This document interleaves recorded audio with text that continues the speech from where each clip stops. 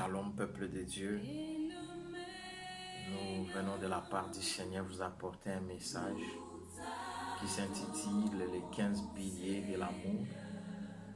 Permettez-moi qu'on prie ensemble pour recommander ces partages entre les mains de Dieu. Seigneur Dieu, nous te sommes infiniment reconnaissants pour cette opportunité. Nous recommandons ces instants de main. Nous voulons partager ces messages de ta part, Seigneur. Laisse que nous puissions être un instrument utile pour édifier les autres. Et je recommande toutes les personnes qui auront, Seigneur, le temps de suivre ces messages entre tes mains. Seigneur, bénis-les dans le nom de Jésus. Amen. Bien-aimés, ce message s'intitule Les 15 piliers de l'amour. Nous tirons ce message dans le livre de 1 Corinthiens 13. Nous lisons à partir du verset 1 jusqu'au verset 8, la partie A. Et nous aurons bien sûr, bien entendu, en évoluant d'autres textes, d'autres passages, comme le Seigneur nous fera grâce. Je passe par vous lire ces passages au nom de Jésus. Si je parle les langues des hommes, et même celle des anges, mais que je n'ai pas l'amour, je suis un cuivre qui résonne ou une cymbale qui retentit. Si j'ai les dons spirituels, les prophéties, la compréhension de tous les mystères et toute la connaissance, et si j'ai même toute la foi jusqu'à transporter des montagnes, mais que je n'ai pas l'amour, je ne suis rien. Et si je distribue tous mes biens aux pauvres, si même je livre mon corps aux flammes, mais je n'ai pas l'amour, cela ne me sert à rien. Écoutez, là où nous tirons maintenant ces messages, c'est à partir du verset 4. On nous détaille maintenant que c'est quoi l'amour. C'est là où nous parlons des 15 piliers. Et on nous dit le premier pilier, l'amour est patient. C'est il est plein de bonté. L'amour n'est pas envié. L'amour ne se vante pas. Il ne s'enfle pas d'orgueil. Il ne fait rien de malhonnête. Il ne cherche pas son intérêt. Il ne s'irrite pas. Il ne soupçonne pas le mal. Il ne se réjouit pas de l'injustice. Mais il se réjouit de la vérité. Il pardonne tout. Il croit tout. Il espère tout. Il supporte tout. L'amour ne meurt jamais.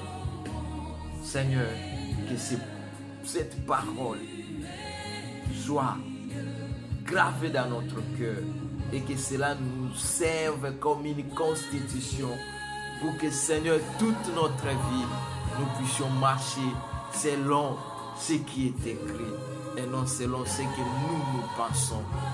Bien-aimés, je nous parle des 15 piliers de l'amour. Le premier pilier, c'est l'amour est patient. Permettez-moi de vous détailler ce que c'est la patience. La patience, j'ai dit fouiller. On nous dit c'est la vertu qui fait supporter les adversités. La vertu qui fait supporter les adversités. C'est-à-dire, moi, je pense autrement, mais toi tu penses autrement. Mais parce que j'ai l'amour, je suis patient de te faire penser comme moi je pense. Et je supporte tes opinions. Je te permets de t'exprimer, d'écouter ce que toi tu dis, ce que toi tu ressens, ce que toi tu comprends. Bien-aimé dans le Seigneur, aujourd'hui, dans la société, nous réalisons que la patience n'est plus là. Nous voulons que tout se fait de manière automatique.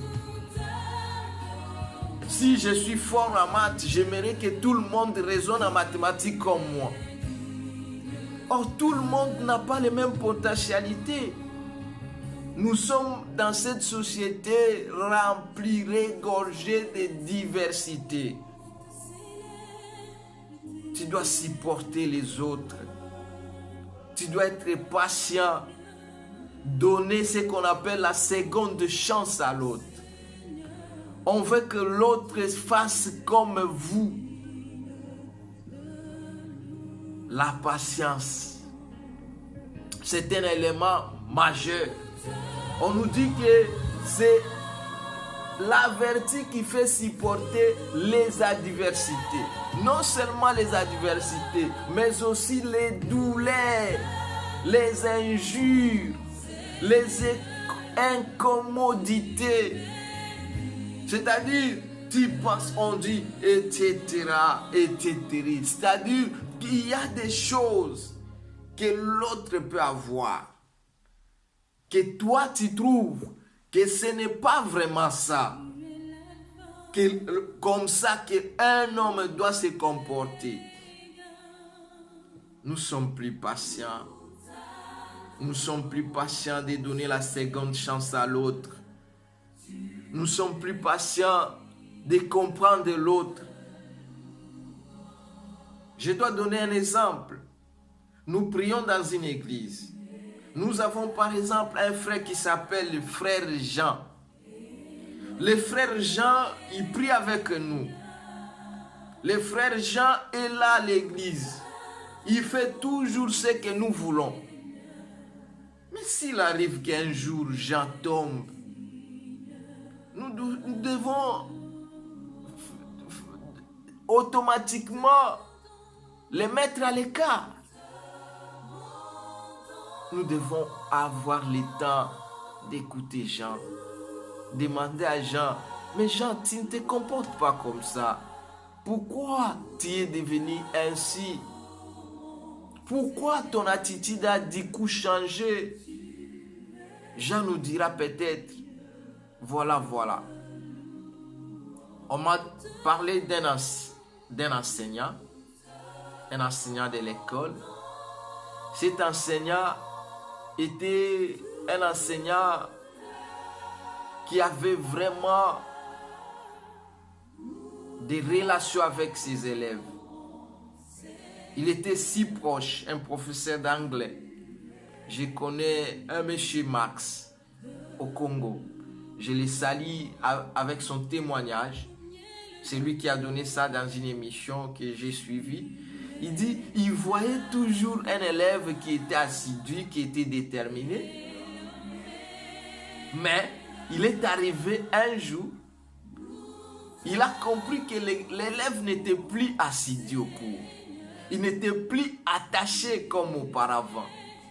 Il a essayé un peu d'approcher l'élève.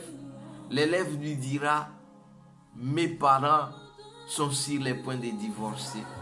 Voilà, mon attitude a changé à cause de ça. Je m'inquiète de ma vie parce que je sais une chose, que le divorce de mes parents entraînera beaucoup de changements dans ma vie. J'aime maman, j'aime papa. C'était ça l'opinion, le point de vue de l'enfant. Bien aimé, mais si le professeur de son côté se mettait directement du coup à crier parce que l'élève ne se comporte pas bien, ne se comporte plus bien parce qu'il se comportait bien auparavant, mais son attitude a changé. Bien aimé, tu peux sauver la vie de l'autre au travers de la patience. La patience. Et les Français disent, la patience, c'est la longueur du temps. C'est-à-dire un temps aujourd'hui, un temps demain, un temps après-demain, et encore plus de temps. J'écoute, j'endure, je consomme, j'encaisse, mais je suis patient parce que je veux une chose. Tant que l'on a kabilanga, bilanga neti ya masangu, il faut du temps. Tu prends d'abord ton temps d'arracher les arbres, de couper les herbes. Oh, sali moussala, oh, sali moussala, oh, sali moussala. Oh, préparer terrain ou aménager. Et c'est après le terrain et tout est planifié. Là maintenant on met la semence. Et encore un travail vient. Chaque jour, il faut passer à arracher et on dit estirper, arracher les petites herbes qui essaient, des herbes sauvages qui essaient de pousser par-ci par-là. Et chaque jour, tu fais ton travail. Et à la fin des temps, après, au bout de quelques temps, voilà les moments tant attendus, les moments de récolte. C'est à ces moments-là qu'on appelle peut-être les autres. Si tellement votre chat était si grand, tu appelles les autres. Et ils viennent t'aider. On dit Pierre avait dans Luc, on dit Pierre avait péché toute la nuit. Il a péché toute la nuit. On n'a pas dit qu'il a péché avec les autres. Il a péché toute la nuit. Seul. Et voilà, au grand matin, le maître se présente. Jésus se présente. Il dit, donne-moi d'abord ta barque. Et il a donné sa barque à Jésus. Pendant qu'il a avancé dans les eaux profondes. C'est là où le Seigneur lui a dit, jette ton filet ici. Sur la parole de Jésus, il jeta les filets et il y prit des poissons. Ayant vu que c'était tellement beaucoup la quantité, il fait signe aux autres.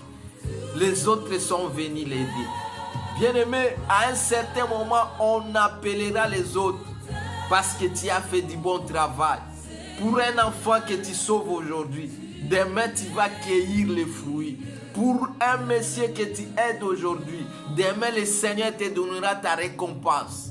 Et à ce moment, c'est toi qui feras appel à d'autres. Parce que tu as fait du bon travail. Écoutez ce que Matthieu 5 dit, le verset 16.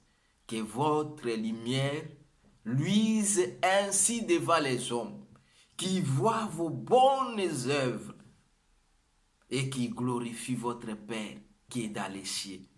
Bien-aimé dans le Seigneur, si tes actes, tes attitudes, ton comportement aident les autres au travers de la longueur de ta patience, tu feras des choses extraordinaires. Tu gagneras des âmes. Tu gagneras la confiance des autres. Tu seras un témoignage, un modèle. Tu seras un signe que tu es réellement un enfant de Dieu. La patience, c'est un élément majeur. C'est un pilier de l'amour. Si tu n'as pas la patience dans ta façon d'aimer, sache que tu n'aimes pas encore. Tu dois aimer et tu dois être patient. C'est un élément de l'amour. Aujourd'hui, bien-aimés, avec la grâce de Dieu, nous n'avons touché que ces points. Les premiers piliers, la patience. L'amour est patient. Apprenons à patienter. Apprenons à patienter. Que Dieu bénisse sa parole, que cette parole trouve une place dans votre cœur. Que Dieu vous aide à être patient dans le nom puissant de Jésus. Amen.